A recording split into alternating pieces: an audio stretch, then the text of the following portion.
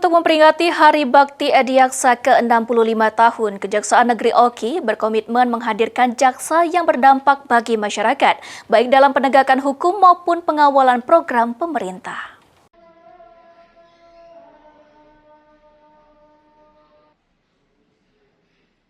Hari Bakti Adiaksa Kejari 65 tahun, Kejaksaan Negeri Kabupaten Oki berupaya menghadirkan jaksa yang memberikan pengaruh berarti bagi masyarakat, baik upaya penegakan hukum maupun dalam mengawal program pemerintah daerah dan pemerintah pusat.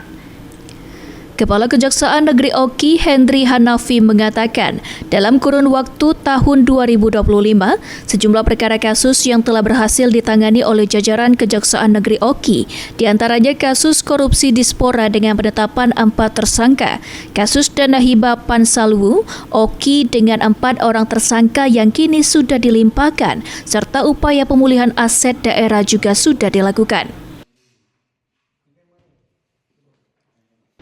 Tentunya kami berupaya menghadirkan jaksa terhadap semua lini kehidupan masyarakat.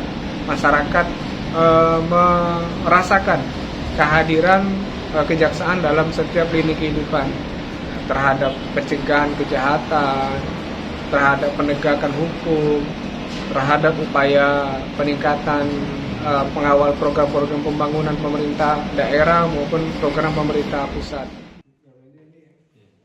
Adapun beberapa kasus terbaru lain yang tengah ditangani oleh tim Kejaksaan Negeri Oki, yakni kasus korupsi KUR oleh Bank BUMN di Oki yang merugikan negara sebesar lebih kurang 10 miliar rupiah dan dugaan penyimpangan anggaran Rumah Sakit Umum Daerah Kayu Agung dengan nilai 2 miliar lebih dan masih dalam penyelidikan lanjutan oleh tim Kejari Oki. Novan Wijaya, PAL TV.